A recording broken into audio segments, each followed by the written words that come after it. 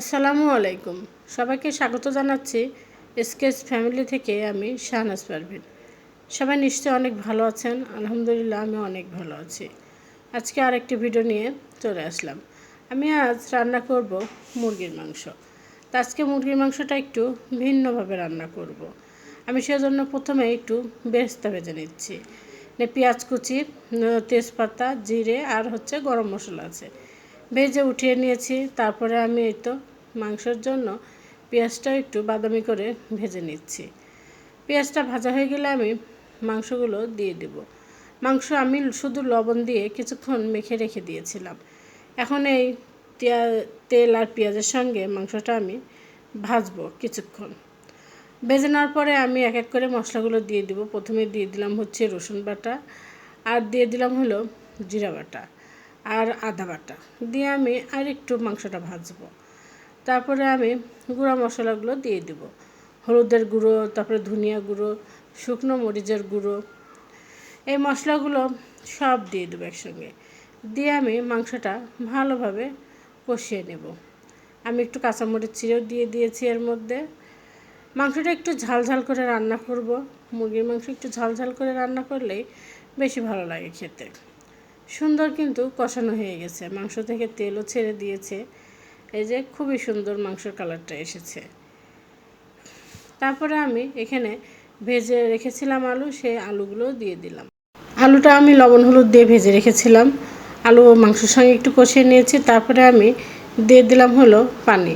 এই পানিটা মশলা আজকে পাটায় বেটে রান্না করছি, সেই পাটা ধোয়ার পানিটা। এই মশলা বাটা পানিটা দিলে মাংসের টেস্টটা কিন্তু অনেক বেশি হয়, এটা আমার নানি দাদিরা বলতো। তো যেদিনে আমি পাটায় বেটে মাংস রান্না করি সেদিন এই পানিটা ফেলি না, মাংসে দিয়ে দিই। তারপরে তো বেরেস্তাটা আমি বেটে নিয়েছি।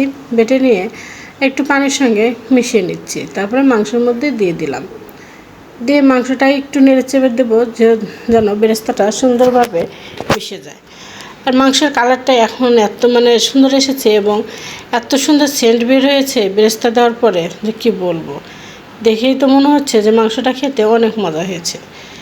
যাই হোক, মাংসটা তো মজাই হয়েছে সত্যি।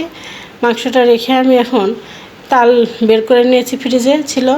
তালটা একটু পানি বেশি ছিল, সেটা একটু জল দিয়ে শুকিয়ে নিচ্ছি। আজকে আমি তালের পায়েস রান্না করব। তালের পায়েসটা খেতে কিন্তু বেশ ভালো লাগে আর দেখতেও কিন্তু খুব সুন্দর লাগে। তাই তো আমি দুধটা জাল দিয়ে নিয়েছি। তারপরে এলাচ, দারচিনি, তেজপাতা দিয়ে দিয়েছি। দিয়ে 1 মুঠ আমি পোলার চাউল দিয়েছি।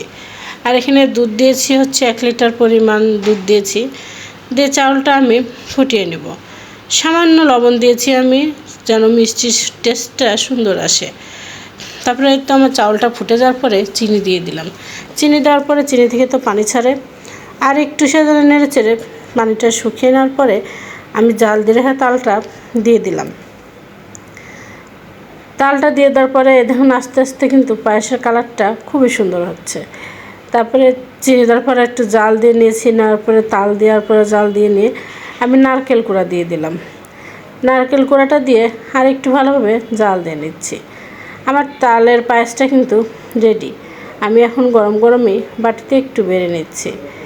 খুব সুন্দর একটা সেন্ট বের হয়েছে আর দেখেও কিন্তু মনে হচ্ছে যে খেতে অনেক মজা হয়েছে। আমার ছেলে তো এসে বলছে যে এত সুন্দর সেন্ট কিসের, দেখতে দারুণ হয়েছে না? যাই হোক, রান্নাবান্না শেষ করে খাওয়া দাওয়া করে বিকেলে আমি একটু বাইরে এসেছি। ছোটকে নিয়ে একটু ডাক্তারের কাছে এসেছি, চোখের ডাক্তারের কাছে। এই তো এখানে অপেক্ষায় আছি ছোটর আব্বুর জন্য। ও অফিস থেকে বের হওয়ার সময় ফোন দিয়েছিল যে তুমি আর ছোট আগে চলে যাও, আমি অফিস থেকে সরাসরি ওখানেই যাব। তার অপেক্ষায় আছি। সবাই ভালো থাকবেন। আজ এই পর্যন্তই। আল্লাহ হাফেজ।